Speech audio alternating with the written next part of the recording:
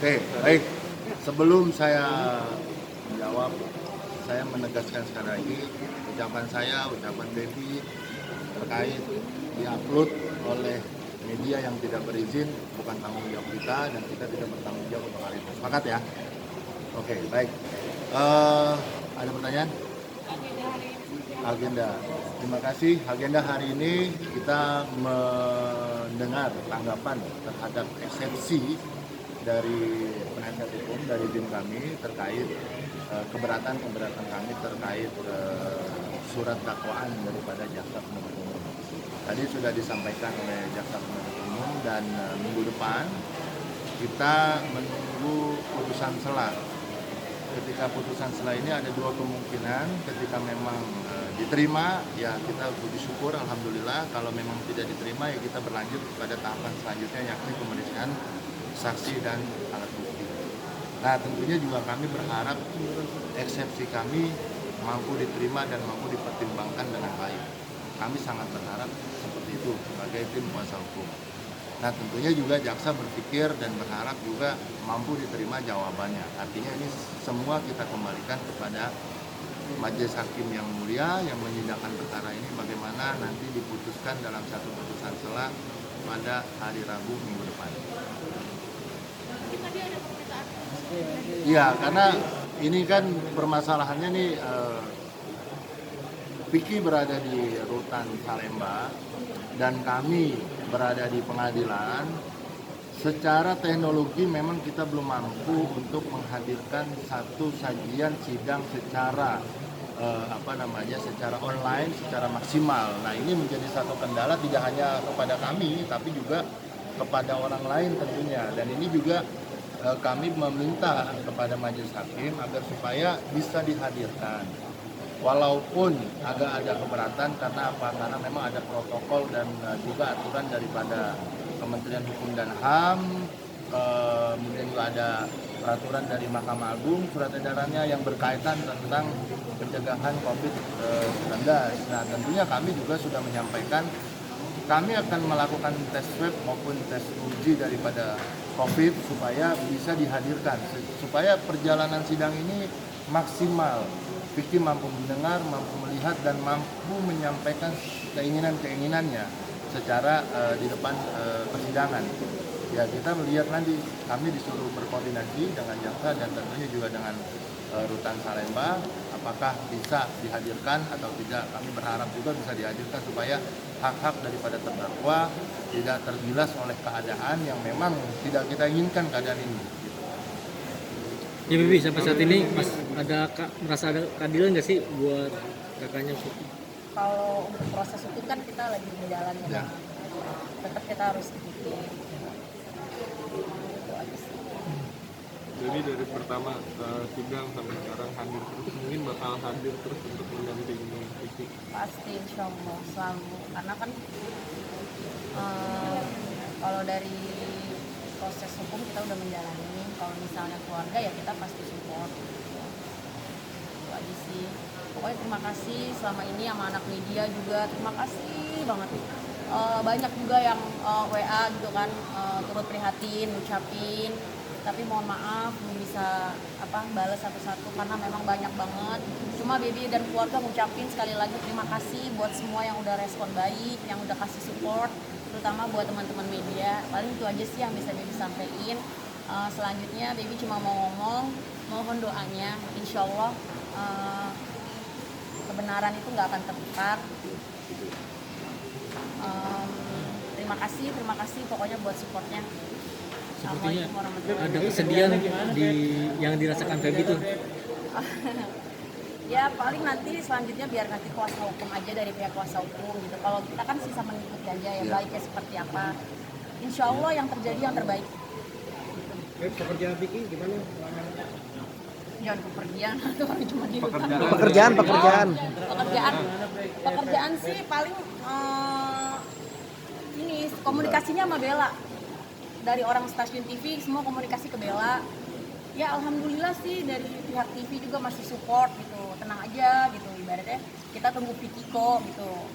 Ya tetap kan juga kalau misalnya kayak ada beberapa program yang live yang harus berjalan ya kan kita juga tetap harus mengikuti gitu. Misalnya kayak digantikan dulu lah bahasanya mah gitu. Cuma alhamdulillah juga dari pihak orang-orang TV juga support semuanya. Itu aja Nggak ada sih. kerugian berarti BP? Banyak. Ya itu nantilah gampang. Ya, Anak-anaknya sendiri gimana anak cucu? ya paling soal anak ya, karena kan anaknya sama baby di rumah. Jadi anaknya Kak Vicky kan ada 6, terus yang sama baby 3 gitu, sama Bella juga. Jadi bener-bener dibagi, harus kerja, harus ngurusin anaknya gitu. Terus kayak kebutuhan ekonomi kan tetap berjalan bang, kayak kebutuhan ya seperti makannya, sekolahnya gitu, kan tetap harus berjalan gitu. Ya makanya alangkah lebih baiknya kalau misalnya kayak penangguhan penahanan itu bisa dikabulkan gitu, karena seperti apapun Kak Vicky kan ayah dari seorang anak yang benar-benar tetap harus menafkahi gitu, hukumnya wajib juga kan gitu.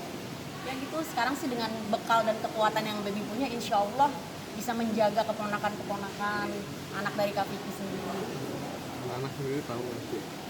Udah sebenarnya sih awalnya nggak mungkin dikasih tahu gitu, kayak internet juga udah dimatiin, paling awalnya bilang Dedi kerja nanti doain aja gitu. Terus kalau nanya lagi Dedinya lagi ini apa swab test di rumah sakit, ya aku sih sebisa mungkin lah ditutupin gitu, karena kan itu kan ngaruh ke psikolog Psikologis, anaknya gitu ya. Permohonan sekali lagi kepada majelis yang dihormati, alhamdulillah kalau misalnya nanti bisa dikabulkan lagi penangguhan penahanannya, karena anak-anaknya amat sangat membutuhkan dia. Dari pihak keluarga juga amat sangat membutuhkan Kak Vicky, gitu aja sih ya. Nanti insya Allah dari pihak kuasa hukum nanti menjelaskan lagi panjangnya seperti apa ya. Pasti assalamualaikum warahmatullahi wabarakatuh. Udah cukup? Cukup ya? Cukup ya? Cukup ya? Ya udah, satu keyakinan kami bahwa dari dakwaan yang dibacakan, dari seluruh BAP yang sudah kami rangkum dalam satu intisari, banyak kejanggalan-kejanggalan secara substansi tentang kejadian, tentang bagaimana metode penyidikannya dan sebagainya. Itu yang menjadi satu kelegaan hati kami bahwa apa yang didakwaan dengan apa yang terjadi pada kenyataannya itu tidak banyak yang tidak berkesesuaian. Oleh karena itu ya kami berharap sekali bahwa yang namanya kebenaran akan mencari jalannya sendiri, dan kami yakin itu bahwa jangan sampai kemudian ada satu orang yang tidak bersalah dihukum. Lebih baik kita membebaskan 1000 orang bersalah daripada menghukum satu orang yang tidak bersalah. Nah, sudah disampaikan juga tadi oleh klien kami bahwa dia melakukan itu semata-mata untuk menjaga harkat dan martabat seorang suami. Dan dia sudah katakan tadi di dalam persidangan bahwa dia adalah seorang suami yang sah secara hukum dan memiliki buku nikah, dilindungi oleh undang-undang pernikahan, bahkan diwajibkan menjaga harmonisasi, menjaga harkat dan martabat daripada keluarga. Itu adalah perintah undang-undang. Nah, ketika Vicky melakukan dan menjalankan perintah undang-undang, juga menjalankan syariat agamanya, Islam mencegah terjadinya hal-hal yang tidak diinginkan, tapi nyatanya bahwa didakwa akan melakukan fitnah. Nah, ini yang akan kita buktikan nantinya kepada majelis hakim di dalam persidangan. Andaikan pun itu terjadi kepada siapapun, kepada kami kuasa hukum, kepada jaksa, kepada pihak kepolisian yang laki-laki maupun kepada pihak hakim, kami yakin akan melakukan hal yang sama untuk mencegah ketika seorang istrinya berada di dalam kamar dengan laki-laki lain, bagaimana perasaannya. Kita mampu membayangkan kondisi malam itu seperti apa ketika seorang suami mampu menahan sebenarnya emosi, bagaimana tidak terjadi kekerasan dan sebagainya. Dan mudah-mudahan ini menjadi satu pertimbangan daripada majelis hakim melihat daripada fakta dan kenyataan di lapangan bahwa apa yang dilakukan semata-mata untuk melindungi dan menjalankan amanat daripada undang-undang, mencegah terjadinya hal-hal yang tidak diinginkan. Suami mana yang rela istrinya berada di dalam satu kamar dengan laki-laki lain? Entah apa yang terjadi di dalam, baik 1000 alasan boleh dikatakan ataupun 1000 tuduhan juga bisa dituduhkan, tapi fakta daripada di kejadian tidak akan pernah lari karena itu menjadi sebuah realita. Ada rekamannya kan gitu, ada orang-orangnya di sana, apa yang terjadi di sana. Kalau malam itu saja bisa terjadi, kita juga melihat apa yang terjadi malam-malam sebelumnya kan kita juga akan ungkap nanti di persidangan. Kira-kira seperti itulah. Bang, tadi kan jaksa menolak artinya eksepsi dari pihak Piki dan mungkin hakim akan menerima atau menolak, Bang. Nanti kan ada saksi siapa sih yang akan dibawa? Begini ya, kalau yang namanya jaksa udah pasti menolak daripada eksepsi kita. Nggak mungkin jaksa mengiyakan menerima eksepsi kita, itu kan sudah tidak mungkin. Tadi juga sudah dijelaskan bahwa kami adalah catur bangsa, kami adalah satu penegakan hukum. Pemikiran jaksa bahwa kami tidak untuk semata-mata untuk membela kepentingan hukum daripada klien, bukan untuk membenarkan sebuah tindakan. Tentunya kita sudah memahami itu, dan sama kami juga menyampaikan eksepsi bukan karena kami bermusuhan dengan jaksa gitu, tapi kami menjalankan juga hak yang ada di dalam undang-undang, tentunya sama-sama dalam koridor penegakan hukum.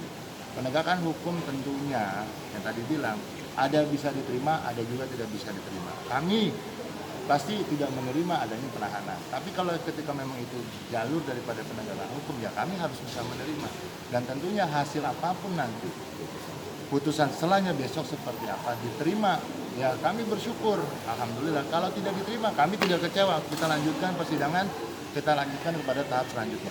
Siapa yang akan dihadirkan? Tentunya menunggu daripada saksi dan bukti daripada jaksa. Setelah itu baru kita yang melakukan counter attack terhadap apa yang disajikan oleh jaksa dengan saksi-saksi serta bukti-bukti yang kita miliki. Kira-kira itu. Untuk selanjutnya minggu depan akan kita lihat. Saya belum bisa berbicara panjang lebar lagi, menunggu daripada hasil daripada putusan. Kira-kira demikian. Oke Bang, sip Bang.